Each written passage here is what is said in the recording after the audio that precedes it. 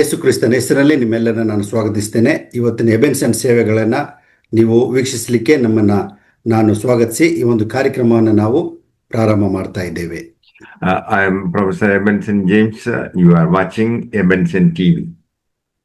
ಇವರು professor ಎಬೆನ್ಸನ್ James ಎಂಬುದಾಗಿ ನೀವು ಎಬೆನ್ಸನ್ ಟಿವಿಯನ್ನು ನೀವು ವೀಕ್ಷಿಸ್ತಾ ಇದ್ದೀರಿ. For today's meditation, let us turn to Ephesians chapter 6 verse 11. ನಾವು ಇವತ್ತಿನ ವಾಕ್ಯ ಧ್ಯಾನಕ್ಕಾಗಿ ಎಫೆಸದವರಿಗೆ ಬರೆದ ಪತ್ರಿಕೆ 6ನೇ ಅಧ್ಯಾಯ 11ನೇ ವಚನಕ್ಕೆ ತಿರುಗಿಸೋಣ. Put on all of God's armor so that you will be able to stand safe against all strategies and tricks of Satan. ಸೈತಾನನ ತಂತ್ರೋಪಾಯಗಳನ್ನು ನೀವು ಎದುರಿಸಿ ನಿಲ್ಲುವುದಕ್ಕೆ ಶಕ್ತರಾಗುವಂತೆ ದೇವರು ದಯಪಾಲಿಸುವ ಸರ್ವಾಯುಧಗಳನ್ನು ಧರಿಸಿಕೊಳ್ಳಿರಿ. Paul was caught up in the third heaven. ಪೌಲನು ಮೂರನೇ ಒಂದು ಆಕಾಶಕ್ಕೆ ಏರಿ ಹೋಗುತ್ತಾನೆ. He shows the great mystery of the church in this chapter. ಈ ಒಂದು ಅಧ್ಯಾಯದಲ್ಲಿ ಈ ಒಂದು ಸಭೆಯ ಒಂದು ಮರ್ಮವನ್ನ ಆತನು ತಿಳಿಸ್ತಾ ಇದ್ದಾನೆ. We stand in a room hung with the whole armor of God. ನಾವು ಈ ಒಂದು ಅಧ್ಯಾಯದಲ್ಲಿ ದೇವರು ದಯಪಾಲಿಸುವಂತ ಸರ್ವಾಯುಧಗಳ ಬಗ್ಗೆ ನಾವು ನೋಡಿಕೊಳ್ಳುತ್ತೇವೆ. Armor is provided by God. ಈ ಒಂದು ಆಯುಧಗಳನ್ನ ದೇವರೇ ಒದಗಿಸುವವನಾಗಿದ್ದಾನೆ. Paul tells us to put it on to be safe. ಪೌಲನು ಹೇಳುತ್ತಾನೆ, ಇದನ್ನ ನೀವು ಭದ್ರವಾಗಿರಲು ಇದನ್ನು ಧರಿಸಿಕೊಳ್ಳಿರಿ ಎಂಬುದಾಗಿ ಹೇಳುತ್ತಾನೆ. We need it for the fight of faith. ಈ ಒಂದು ನಂಬಿಕೆಯ ಹೋರಾಟದಲ್ಲಿ ಇದು ನಮಗೆ ಅತ್ಯವಶ್ಯಕವಾಗಿದೆ. The kingdom of Satan is against the believers. ಈ ಒಂದು ಸೈತಾನನ ರಾಜ್ಯದವರು ವಿಶ್ವಾಸಿಗಳ ವಿರುದ್ಧವಾಗಿ ಹೋರಾಡುವಂತ ಕಾರ್ಯ ಇದಾಗಿದೆ. Children of God need to be covered with the whole armor of God. ದೇವರ ಮಕ್ಕಳು ಈ ಒಂದು ಸರ್ವ ಆಯುಧಗಳನ್ನು ಧರಿಸಿಕೊಳ್ಳಬೇಕೆಂಬುದಾಗಿ ದೇವರು ಇಚ್ಛಿಸುತ್ತಾನೆ. However, there is no armor for the back. ನಮ್ಮ ಒಂದು ಹಿಂದಿನ ಭಾಗಕ್ಕೆ ಯಾವುದೇ ಒಂದು ಆಯುಧ ನಾವು ಧರಿಸಿಕೊಂಡಿರುವುದಿಲ್ಲ. The Christian is never supposed to run from the enemies. ನಾವು ಕ್ರೈಸ್ತರಾದ ನಾವು ಸೈತಾನನಿಂದ ನಾವು ಓಡಿ ಹೋಗ್ಲಿಕ್ಕೆ ಸಾಧ್ಯವಿಲ್ಲ. He has to fight the good fight of faith, praying always. ನಾವು ಪ್ರಾರ್ಥನೆ ಮಾಡುತ್ತಾ ಈ ಒಂದು ಹೋರಾಟದಲ್ಲಿ ಸದಾ ನಾವು ನಿರತರಾಗಿರುತ್ತೇವೆ. Ephesians chapter 6 verses 12 onwards. ಎಫೆಸ 6:12 ನಂತರ ನಾವು ಓದಿಕೊಳ್ಳೋಣ. So we are not fighting against the people made of flesh and blood, but against persons without bodies, that is, the evil rulers of the unseen world, those mighty satanic beings and great evil princes of darkness who rule this world, and against huge numbers of wicked spirits in the spirit world. So use every piece of God's armor to resist the enemy whenever he attacks, and when it is all over, you will still be standing up. But to do this, you will need the strong belt of truth and the breastplate of God's approval. Wear shoes that are able to speed you on as you preach the good news of peace with God. In every battle, you will need faith as your shield to stop the fiery arrows aimed at you by Satan. And you will need the helmet of salvation and the sword of the Spirit, which is the word of God. Pray all the time. Ask God for anything in line with the Holy Spirit's wishes. Plead with Him, reminding Him of your needs, and keep praying earnestly for all Christians everywhere.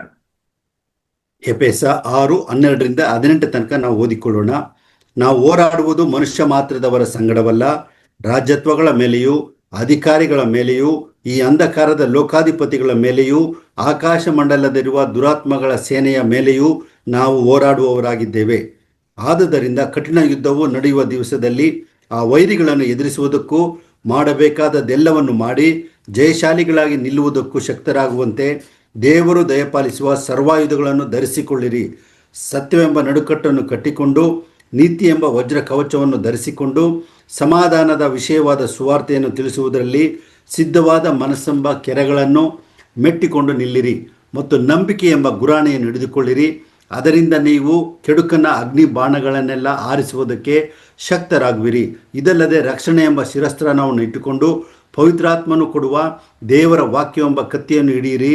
ನೀವು ಪವಿತ್ರಾತ್ಮ ಪ್ರೇರಿತರಾಗಿ ಎಲ್ಲ ವಿಷಯಗಳಲ್ಲಿ ಸಕಲ ವಿಧವಾದ ಪ್ರಾರ್ಥನೆಯಿಂದಲೂ ವಿಜ್ಞಾಪನೆಯಿಂದಲೂ ದೇವರನ್ನು ಪ್ರಾರ್ಥಿಸಿರಿ. ಇದರಲ್ಲಿ ಪೂರ್ಣ ಸ್ವಸ್ಥಚಿತ್ತರಾಗಿದ್ದು ದೇವಜನರೆಲ್ಲರ ವಿಷಯದಲ್ಲಿ ವಿಜ್ಞಾಪನೆ ಮಾಡುತ್ತಾ ಎಚ್ಚರವಾಗಿರಿ.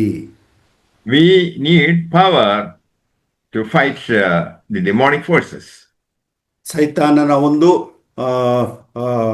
ಶಕ್ತಿಗಳನ್ನು ನಾವು ಎದುರಿಸಲಿಕ್ಕೆ ನಾವು ಹೋರಾಡುವವರಾಗಿದ್ದೇವೆ. We derive power from the knowledge of God and the word of God. ನಾವು ದೇವರ ಜ್ಞಾನದಿಂದ ಮತ್ತು ದೇವರ ವಾಕ್ಯದಿಂದ ನಾವು ಶಕ್ತಿಯನ್ನು ನಾವು ಸ್ವೀಕರಿಸುವಂತವರಾಗಿದ್ದೇವೆ. That will cause the devil to run away from you. ಆಗ ಸೈತಾನನು ನಮ್ಮಿಂದ ಬಿಟ್ಟು ಓಡಿ ಹೋಗುತ್ತಾನೆ. Satan knows that he is destined to the lake of fire. ಸೈತಾನನು ಆತನು ಅಗ್ನಿ ನರಕಕ್ಕೆ ಹೋಗುವುದಕ್ಕಾಗಿ ದೇವರು ಆತನನ್ನು ನೇಮಿಸಿದ್ದಾನೆ. He has only limited time. ಆತನಿಗೆ ಸ್ವಲ್ಪ ಸಮಯ ಮಾತ್ರ ಉಳಿದಿದೆ. So the devil walks about like a roaring lion, seeking whom he may devour. ಆತನು ಗರ್ಜಿಸುವ ಸಿಂಹೋಪೋದಿಯಲ್ಲಿ ಯಾರನ್ನು ನುಂಗಲಿ ಎಂಬುದಾಗಿ ಆತನು ಹುಡುಕುತ್ತಾ ಇದ್ದಾನೆ. There is an urgency to reach the unreached with the gospel. ನಾವು ಸುವಾರ್ತೆ ಎಂಬ ವಾಕ್ಯದಿಂದ ನಾವು ಯಾರಿಗೆ ಸುವಾರ್ತೆ ತಲುಪಿಲ್ವೋ ಅವರಿಗೆ ತಲುಪಿಸುವ ಒಂದು ಕಾರ್ಯದಲ್ಲಿ ನಾವು ನಿರತರಾಗಿರಬೇಕು. Jesus said, the harvest is plenty, but the workers few. ಯೇಸುಸ್ವಾಮಿ ಹೇಳಿದ್ರು, ಸುಗ್ಗಿಯು ಬಹಳ, ಕೆಲಸಗಾರರು ಬಹಳ ಕಡಿಮೆ ಇದ್ದಾರೆ.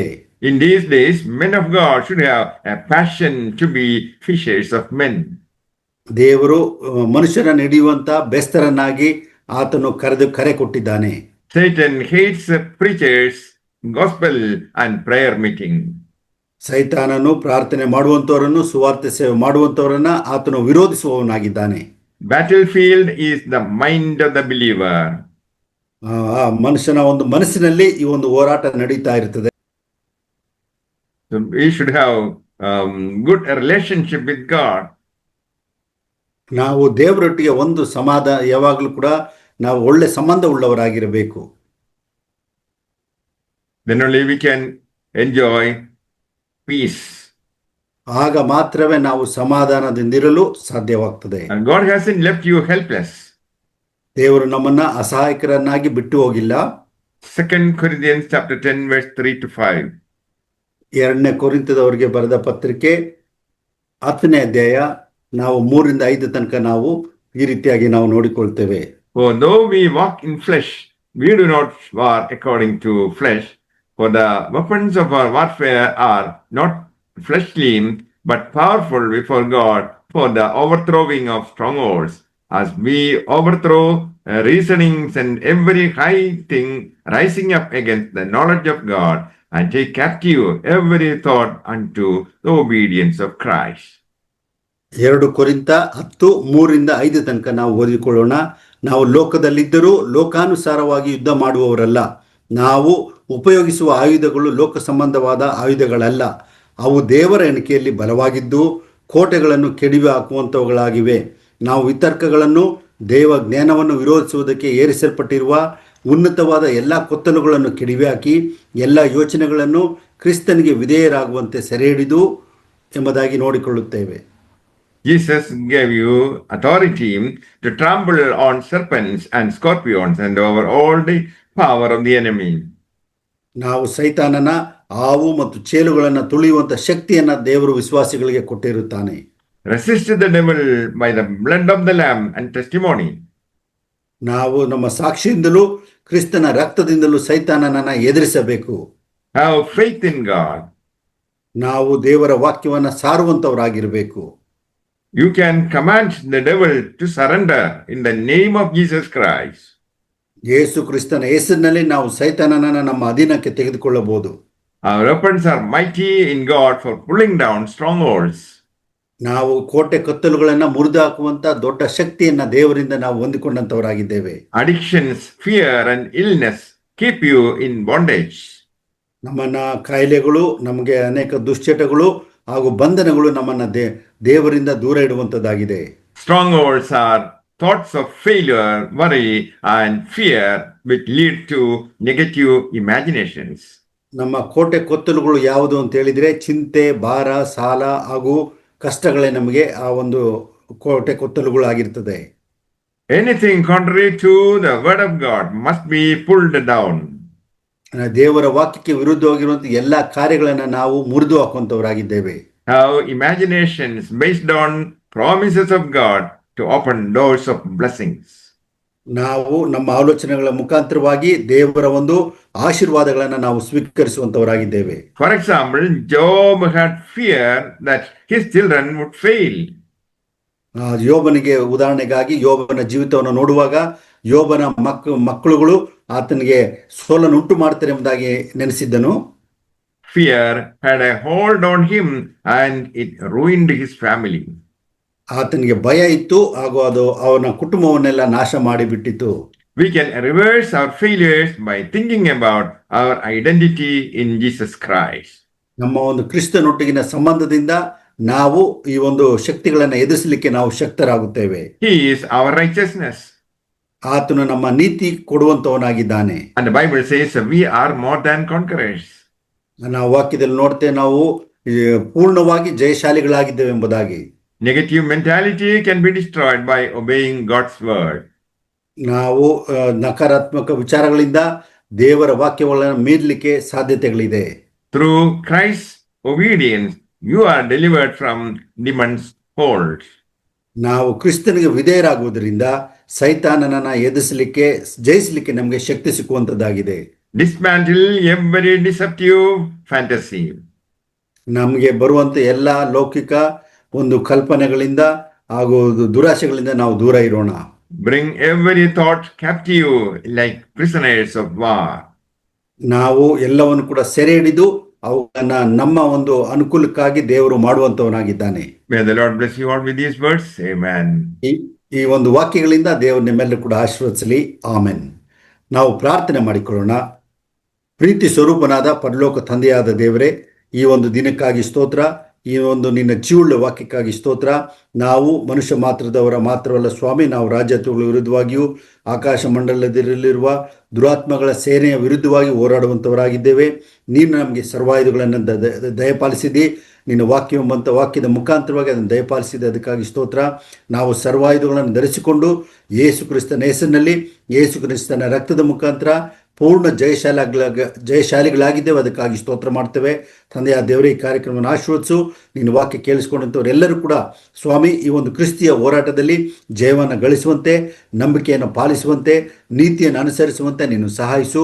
ಅವ್ರಿಗಿರುವಂಥ ಎಲ್ಲ ಶೋಧನೆಗಳಲ್ಲಿ, ಕಷ್ಟಗಳಲ್ಲಿ, ನೋವುಗಳಲ್ಲಿ ನೀನು ಸಹಾಯಕನಾಗಿದ್ದು ನಿನ್ನ ಒಂದು ಬಲದಿಂದ ಸ್ವಾಮಿ ನಾವು ಪೂರ್ಣ ಜಯಶಾಲಿಗಳಾಗಿ ಜೀವಿಸುವಂತೆ ಸಹಾಯ ಕೊಡು. ಈ ಒಂದು ಯುದ್ಧದಲ್ಲಿ ನೀನು ನಮ್ಮ ಸಂಗಡ ಇರುವುದಕ್ಕಾಗಿ ಸ್ತೋತ್ರ ಮಾಡುತ್ತಾ ಸ್ವಾಮಿ, ಪ್ರತಿಯೊಬ್ಬರ ಜೀವಿತದಲ್ಲಿ ಕೂಡ ನೀನು ಅದ್ಭುತಗಳನ್ನು ಮಾಡಿ ನಿನ್ನ ಒಂದು ಪ್ರಸನ್ನತೆ ಇದ್ದು ಎಲ್ಲ ಕೇಡಿನಿಂದ ತಪ್ಪಿಸಿ ನಿನಗೆ ವಿಧೇಯರಾಗಿ ಬಾಳಿ ನಿನ್ನ ಆಶೀರ್ವಾದವನ್ನು ಹೊಂದಿಕೊಳ್ಳುವಂತೆ ನೀನು ಸಹಾಯಿಸಬೇಕಾಗಿ ಈ ಪ್ರಾರ್ಥನೆಯನ್ನು ನಮ್ಮ ಪ್ರಭು ರಕ್ಷಕನಾದಂಥ ನಜರೇತಿನ ಯೇಸು ಕ್ರಿಸ್ತನ ಹೆಸರಿನಲ್ಲಿ ಬೇಡಿಕೊಳ್ಳುತ್ತೇವೆ. Amen. The love of the Father, the grace of Jesus Christ, and the presence of the Holy Spirit be with you all forever. Amen. ನಮ್ಮ ತಂದೆಯ ದೇವರ ಪ್ರೀತಿಯು, ನಮ್ಮ ಕರ್ತನಾದ ಯೇಸು ಕ್ರಿಸ್ತನ ಕೃಪೆಯು, ಪರಿಶುದ್ಧಾತ್ಮ ಅನನ್ಯತೆ ಸಹವಾಸವು ನಿಮ್ಮೆಲ್ಲರೊಂದಿಗೆ ನಿತ್ಯ ನಿರಂತರವಾಗಿ ನೆಲೆಗೊಂಡಿರಲಿ. ಆಮೆನ್.